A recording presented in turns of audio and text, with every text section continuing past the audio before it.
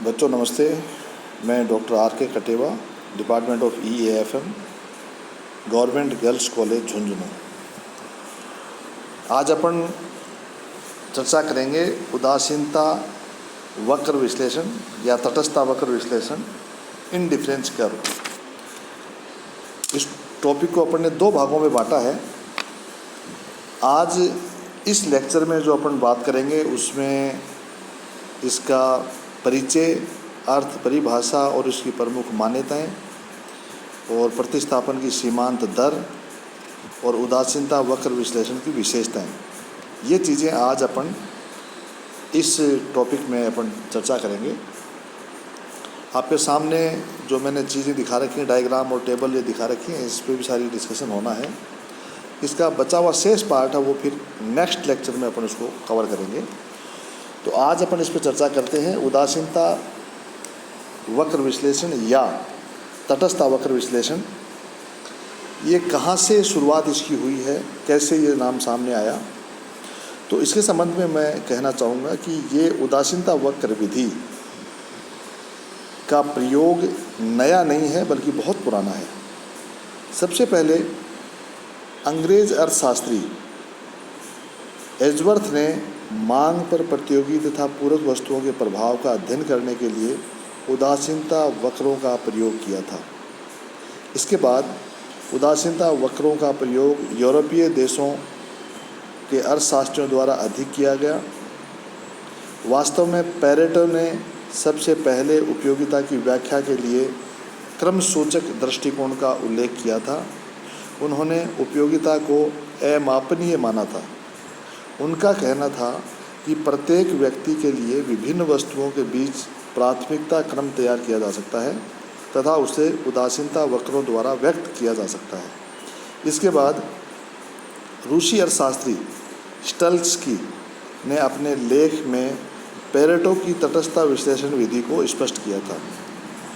सन 1930 में अंग्रेज अर्थशास्त्री ने पुनः इस विधि के महत्व एवं प्रयोग पर ध्यान देना प्रारंभ किया था। इसके बाद उपयोगिता के गणनावाचक दृष्टिकोण की हमेशा आलोचना की जाती रही है। इसका परिणाम ये रहा कि क्रमवाचक उपयोगिता विश्लेषण आधुनिक उपयोगिता विश्लेषण का आधार बन गया तथा उदासीनता वक्र उनके सहायक यंत्र बन गए। Professor G.D. एलन, जिन्होंने इस बात पर विशेष बल दिया था कि क्रमवाचक दृष्टिकोण के आधार पर उपभोक्ता आचरण तथा मूल्यों के सिद्धांतों का फिर से निर्माण किया जाए। इसके अतिरिक्त ऑस्ट्रियन स्कूल के वैचारिकों ने भी मांग विश्लेषण के लिए उदासीनता वक्रों का प्रयोग किया था। तो ये तो इसका परिचय है। अब इसका अर्थ क्या है और एक परिभाषा भी कई अर्थशास्त्रियों की एक अर्थशास्त्रीय परिभाषा मैं यहाँ आपको बताऊँगा। और इस आधुनिक सिद्धांत की प्रमुख मान्यताएं क्या है उस पर चर्चा करते हैं। तो अर्थ में मैं पहले कहना चाहूँगा कि उदासीनता वक्र वह रेखा है जिसका प्रत्येक बिंदु दो वस्तुओं के ऐसे संयोग को प्रदर्शित करता है जिससे उपभोक्ता को एक समान संतुष्टि मिलती है। क्योंकि इस रेखा पर स्थित प्रत्येक संयोग से उपभोक्ता को समान संतुष्टि मिलती है, इसलिए वह इन संयोगों के चुनाव के प्रति उदासीन रहता है, अर्थात उसे प्रत्येक संयोग उसके लिए एक समान महत्व का होता है। परिभाषाओं में मैं एक लेखक हैं J.K. स्मिथ, उनकी परिभाषा है, मैं उसको कोट यहाँ कर रहा हूँ। स्मिथ साहब ने कहा है कि यह वस्तुओं की मात्राओं के उन संयोगों का बिंदु पथ है जिनके बीच व्यक्ति उदासीन, तटस्थ या उदासीन होता है और इसलिए इसे उदासीनता वक्र कहते हैं। अब इस आधुनिक सिद्धांत की प्रमुख मान्यताएं क्या हैं, किन मान्यताओं पर आधारित है? पहली मान्यता है कि प्राथमिकता क्रम निर्धारित किए जाते हैं। उपयोगिता विश्लेषण केवल एक ही वस्तु की ह्रासमान सीमांत उपयोगिता को व्यक्त करता है, परंतु विवेकशील उपभोक्ता विभिन्न वस्तुओं का चुनाव अपनी पसंदगी के क्रम में करता है। वह उन वस्तुओं की आवश्यकता की तीव्रता के आधार पर उनके महत्व तथा उनकी मानसिक पसंदगी और रुचि के क्रम में एक प्राथमिकता सूची तैयार करता है। दूसरा पॉइंट होगा उन वस्तुओं का विभिन्न संयोग निर्धारित करना। पहले वस्तुओं की प्राथमिकता क्रम निर्धारण कर लिया, उसके बाद उनका एक संयोग डिसाइड करेंगे। वस्तुओं में आवश्यकता की संतुष्टि करने की शक्ति के क्रम में पसंदगी मान की सूची तैयार कर लेने के पश्चात उपभोक्ता उसके माध्यम से यह निश्चित करता है कि वस्तुओं के विभिन्न संयोगों में से कौन सा संयोग किसी अन्य संयोग से अधिक, कम या समान संतुष्टि प्रदान करता है। इन संयोगों को निश्चित करने का कारण यह है कि उपभोक्ता की मांग केवल एक वस्तु तक सीमित नहीं रहती। विभिन्न आवश्यकताओं की पूर्ति के लिए उसको अपने सीमित संसाधनों को ध्यान में रखकर कई वस्तुओं का चुनाव करना पड़ता है।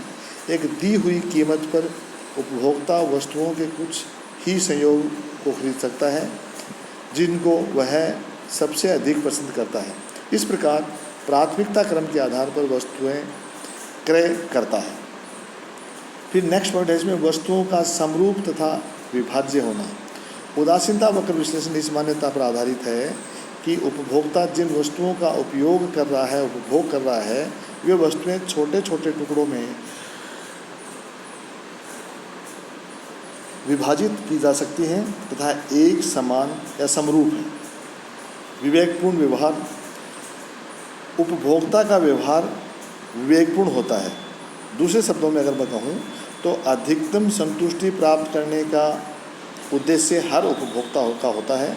वास्तव में उपभोक्ता की अधिकतम संतुष्टि तभी प्राप्त हो सकती है जब वह सोच समझकर विवेकपूर्ण संगत निर्णय ले, अर्थात कम उपयोगी वस्तु के स्थान पर अधिक उपयोगी वस्तु पर धन व्यय करे। बाजार का ज्ञान। इस मान्यता में यह भी आता है कि उपभोक्ता को संपूर्ण बाजार का ज्ञान होता है, अर्थात उसे इस बात की जानकारी है कि कौन सी वस्तु कहाँ और किस मूल्य पर मिलती है। दूसरे शब्दों में अगर मैं कहूँ कि उपभोक्ता को इस बात की संपूर्ण जानकारी है कि वस्तुओं के किन किन संयोगों को खरीद सकता है। और लास्ट इसका जो मान्यता है वो है उदासीनता। उदासीनता कैसे है?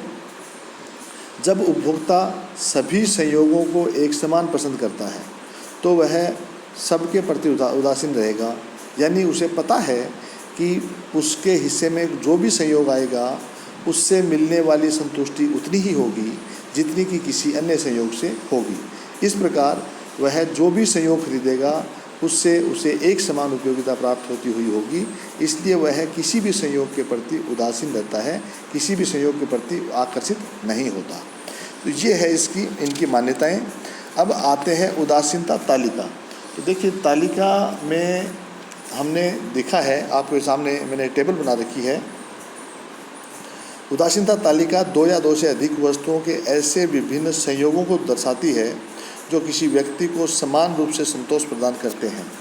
दो या दो से अधिक उपभोग्य वस्तुओं की तटस्थ तालिका जो वस्तुओं के संयोगों की सूची है, वह सूची इस क्रम में तैयार की जाती है कि कोई उपभोक्ता किसी भी संयोग को किसी दूसरे की तुलना में प्राथमिकता नहीं देता तथा इस प्रकार सभी संयोगों के प्रति उदासीन रहता है। आपके सामने टेबल दे रखी है। इस टेबल में आपको 4 संयोग दे रखे हैं और 2 वस्तुएं, एक तो अनार और एक केले, 2 वस्तुएं दे रखी हैं। इस तालिका में उपभोक्ता को जितनी उपयोगिता 1 अनार व 8 केले के संयोग से प्राप्त होती है उतनी ही उपयोगिता 2 अनार व 5 केले से होगी और तीसरी उपयोगिता उसे 3 अनार और 3 केले से होगी और चौथा जो संयोग है वो 4 अनार और 2 केलों से, यानी इन सभी संयोगों से उसे एक समान उपयोगिता प्राप्त होती हुई होगी। ये आपको उदासीनता वक्र तालिका में दिखाया गया है। इस उदासीनता वक्र तालिका के आधार पर हमने उदासीनता वक्र बनाया है, उदासीनता रेखा हमने बनाई है, आपके सामने है। देखिए इसमें हमने एक्स एक्सिस और वाई एक्सिस, 2 आपने एक्सिस ले लिए। एक्स एक्सिस पे हमने अनार की मात्रा यानी एक्स वस्तु ली है और वाई एक्सिस पे हमने केले की मात्रा यानी वाई वस्तु ली है। केले का हमने पैमाना माना है 1 से 8 तक का और अनार का पैमाना 1 से 4 तक का हमने आपके सामने 1 से 4 नंबरिंग इस पर की है। वाई एक्सिस पे 1 से 8 की है। सामने संयोग हैं, 1 अनार होगा, 8 केले होंगे, इसको हम एक सीधे उससे मिला देते हैं। दूसरा संयोग होगा 2 अनार होंगे और 5 केले होंगे। तीसरा संयोग में 3 अनार 3 केले। चौथे संयोग में 4 केले और 4 अनार और 2 केले होंगे। ये सभी संयोग हमारे सामने हैं और इनके बिंदु ए बी सी डी, ए बिंदु पे 1 अनार 8 केले, बी बिंदु पे 2 अनार 5 केले, सी बिंदु पे 3 अनार 3 केले, डी बिंदु पे 4 अनार और 2 केले। ये 4 बिंदु हैं। इन चारों बिंदुओं को मिलाते हुए एक सीधी रेखा हम खींचेंगे तो ये आईसी वक्र होगा, इंडिफरेंस कर्व होगा। ये जो ए बी सी डी बिंदुओं को मिलाते हुए जो रेखा हमने खींची है, ये रेखा उदासीनता वक्र रेखा या इंडिफरेंस कर्व रेखा कही जाएगी, कहलाएगी।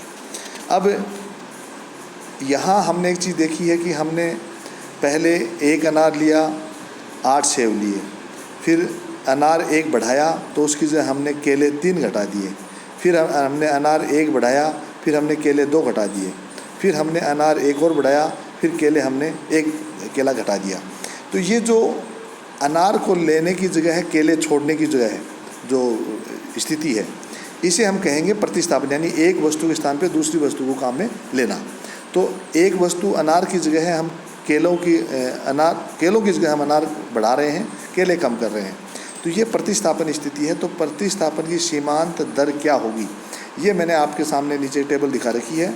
आपको सामने टेबल में देखिए, वापस वही संयोग है, पहला, दूसरा, तीसरा, चौथा। एक्स वस्तु अनार 1 2 3 4, वाई वस्तु में केला 8 5 3 2। और प्रतिस्थापन की सीमांत दर है, पहले में तो कोई है नहीं, दूसरे में जैसे हमने 1 अनार बढ़ाया और 3 केले छोड़े, यानी 3:1। तीसरे में हमने 2 केले घटा दिए और 1 अनार बढ़ा दिया, तो 2:1। और आगे फिर हमने 1:1। ये जो प्रतिस्थापन दर है, इस प्रतिस्थापन की दर को हम रेखा चित्र के द्वारा कैसे बताएंगे, आपके सामने दिखा रखा है। वापस वही उदासीनता वक्र रेखा बनेगी। फिर उसमें हमने दिखाया है कि ए से हम नीचे आ रहे हैं B1, यानी 1 से B1 हम वस्तु छोड़ रहे हैं और B1 से B तक वस्तु हम बढ़ा रहे हैं। फिर वापस हम B से C1 तक वस्तु छोड़ रहे हैं और C1 से C तक बढ़ा रहे हैं। फिर वैसे हमने C से D1 तक वस्तु छोड़ रहे हैं और D1 से D तक हम वस्तु बढ़ा रहे हैं। तो ये A B1, B1 से B, B से C1, C1 से C, C से D1, D1 से D। ये जो हमने रेखा खींची है, इसको हम कहेंगे प्रतिस्थापन की सीमांत दर रेखा चित्र के हिसाब से। ये इसके बाद हम आगे पढ़ेंगे सीमांत उदासीनता वक्र विश्लेषण की विशेषताएं। कई विशेषताएं हैं, उन विशेषताओं में मैं वर्बली आपको बोल रहा हूँ, डायग्राम आपके सामने दिखा रखे हैं।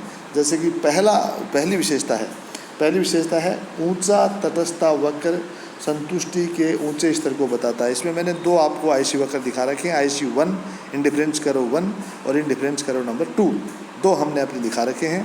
तो यहाँ ये बताने का मैं कोशिश कर रहा हूँ कि उदासीनता वक्र विश्लेषण 1 के सभी बिंदुओं से एक उपभोक्ता को एक समान संतुष्टि प्राप्त होगी।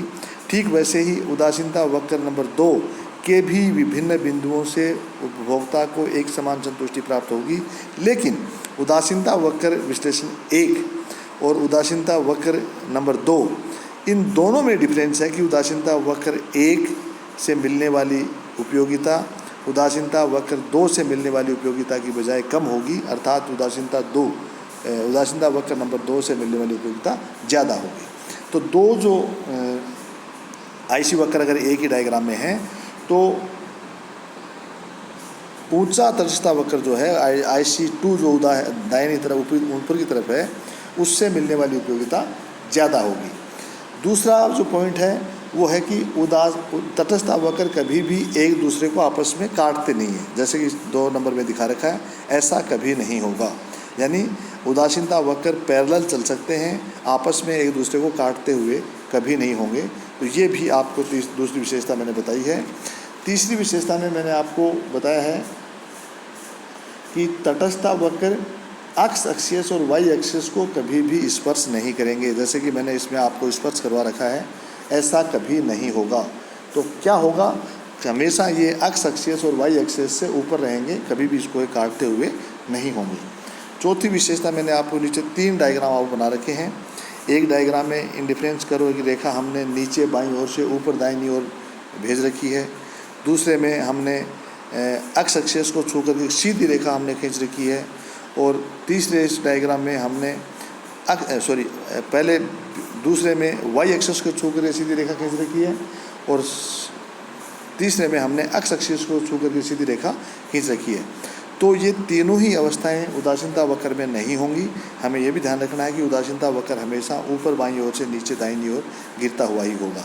फिर नेक्स्ट विशेषता हमने दिखा रखी है 5वीं, उसमें हमने बताया है कि उदासीनता वक्र या तटस्थता वक्र मूल बिंदु के प्रति उन्नतोदर होंगे। अर्थात हम ये कह सकते हैं कि जैसे इसमें भी 3 डायग्राम बना रखे हैं। पहले डायग्राम में ऊपर से नीचे की ओर गिरता हुआ आ रहा है, दूसरे में ऊपर से सामने की ओर गिरता हुआ आ रहा है, ये अवस्था नहीं होगी, पहली अवस्था होगी। तीसरे में एक सीधी रेखा है, ये अवस्था भी नहीं होगी। इसके अलावा फिर नेक्स्ट विशेषता इसकी है कि तटस्थता वक्रों का समानांतर होना जरूरी नहीं है। जैसे मैंने 1 नंबर डायग्राम में दिखाया है, आपको 2 रेखाएं सीधी खींच रहे हैं, जरूरी नहीं है कि दोनों में एक समान अंतर हो, ऐसा जरूरी नहीं है। यानी सभी तटस्थता वक्र घटती हुई सीमांत प्रतिस्थापन दर को बताएंगे, लेकिन घटती हुई सीमांत प्रतिस्थापन दर का एक समान होना जरूरी नहीं है।